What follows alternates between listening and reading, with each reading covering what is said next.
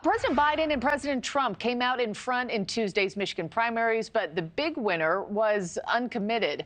President Biden finishing with just over 80% of the votes in the Democratic primary, despite nearly 14% of voters casting uncommitted protest ballots. Now, for Republicans, President Trump finished with 68% of that vote, trouncing Nikki Haley's 26.5%. But despite those decisive victories, both parties still pretty anxious about their frontrunners' chances come November. Emily Finn is live in Detroit for us this morning. So, Emily, break that down for us. Why Democrats and Republicans are both feeling uneasy about last night's results?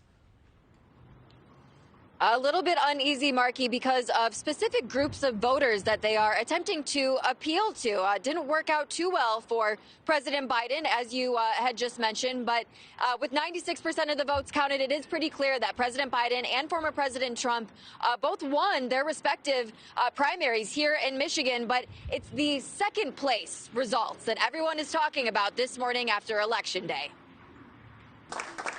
Michigan's uncommitted voters are claiming a victory in Tuesday's primary race, garnering about 14% of the vote. The energy's amazing. Tens of thousands of Michigan Democrats turned out to vote uncommitted in protest of President Biden and his handling of the Israel-Hamas war. With numbers that far surpass any uncommitted vote in recent history, organizers of the Listen to Michigan movement hope this sends a strong message to the White House. Been a message that we are outraged and we are going to participate in democracy regardless. The group's goal was to get at least 10,000 uncommitted votes because that's how many former President Trump won Michigan by in 2016. Listen to Michigan believes with this result, they could sway the general election if Biden and Trump face off again for a rematch.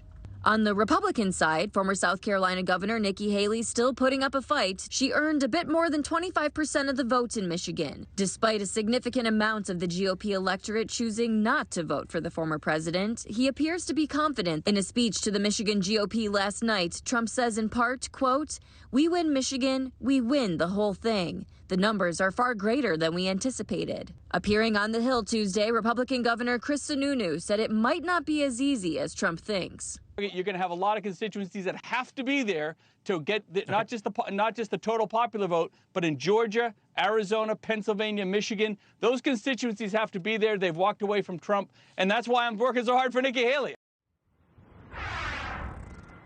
And so we want to give you a quick look at those primary results one more time. Like I said, 96% of the votes have been counted. Joe Biden has nearly 618,000 votes supporting him. The number of people voting uncommitted at a whopping 13%. They far surpassed their goal of getting 10,000 votes. In the GOP race, Trump took home more than 756,000 votes, while Nikki Haley won 294,000. The former president beating her by 42%. Pretty solid win for him there.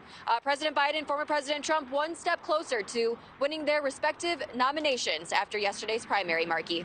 All right, Michigan in the books, and now we're on to the next. Emily Finn, thanks so much. Thanks for watching, everybody. Go to joinnn.com to find NewsNation on your television provider. Also, don't forget to click that red subscribe button below to get more of NewsNation's fact-driven, unbiased coverage.